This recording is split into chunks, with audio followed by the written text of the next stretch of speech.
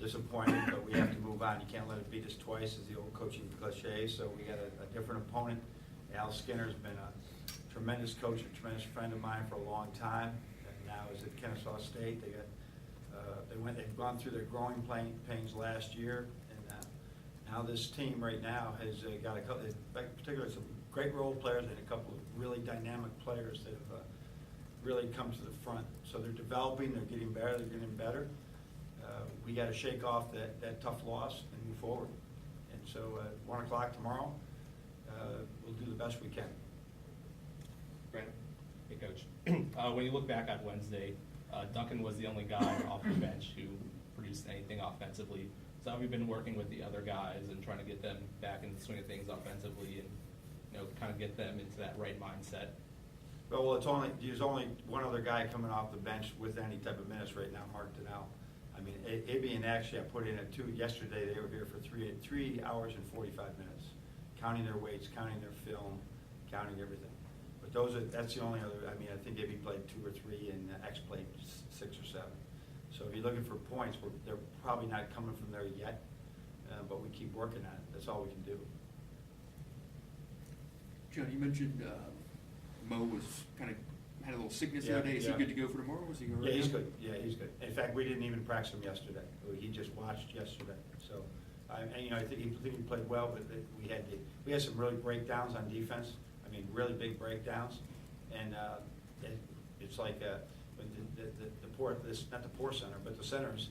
He's the last stopping ground in ball screen defense, and he didn't have the energy he's had in some other games. And not only in that game, but overall through the beginning of the season here. Right now, what is the gap between the benefits of what he gives you offensively and some of the struggles defensively? Yeah, it is. First of all, the gap is closing, right, from what it was last year. He's gotten better offensively, and he's getting better defense. There's a wide gap last year as he was trying to understand everything he had to do. And now it's closing, but it's still there. And I think a lot of that has to do with the typical situations where things didn't go well on offense. I got to forget about that play and move on to defense. And the quick action, and I got 2 days, and we got a whole different offense. I got to learn all these things, and it is taxing on a big man. It is really taxing on, as we've talked about this before. Sometimes the guards are just standing in a corner. And the big man has to be in the best shape. He has to be one of the smartest players. He's got a lot of things to remember, and that gap is closing. That's a really good sign, and I'm certain of that. Chris? Did you see the positives in that game as well? In one situation, it seemed like that almost everything that could go wrong did go wrong, from Derek missing some free throws and things like that. And I think it was only second miss of the year. Right. And we put us up 12 with 7:44 to go. Yeah, I mean, in fact, yesterday we went over a lot of the instructional of what we got to do better. But today, we will spend 20 minutes of looking at all the good things that happened in that game. I think we really did some really good things offensively and defensively at times. I mean, that team was scoring 80 points a game, and all of a sudden, with 4 minutes to go, they're on like a 50-point game. And then the last 4 minutes of each half were as bad a defense we've played ever maybe here. So that's caused you the game. The last 4 minutes of the first half, the last 4 minutes of the second half. Fatigue, distractions, have no idea. First half, it shouldn't be about fatigue.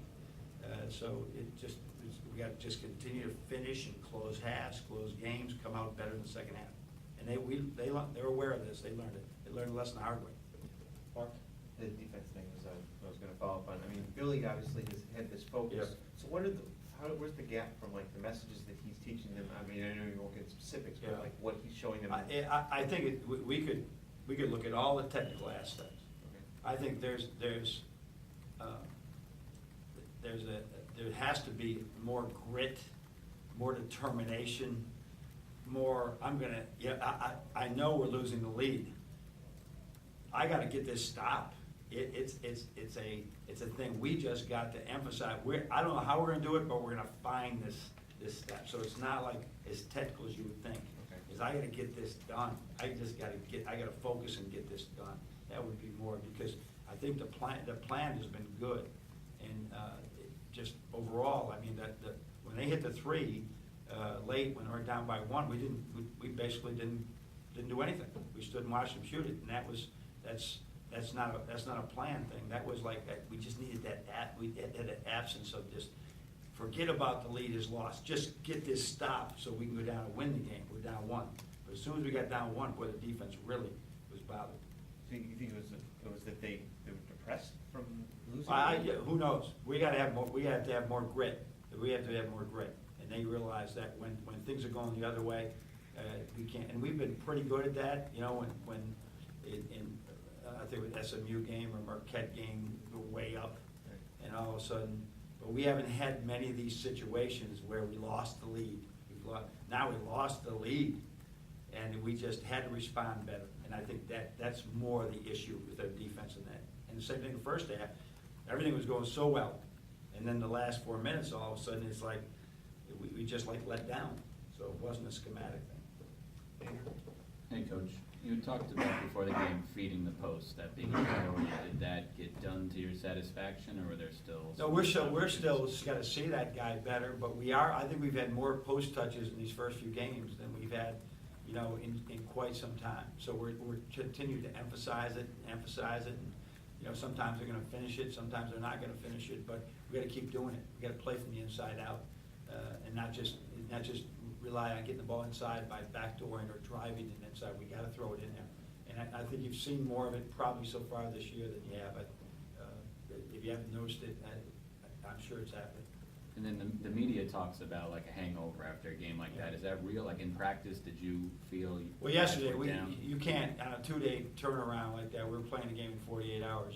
There's not like, I can't judge that hangover right now, right? But I know that this team is, they're ready to practice today.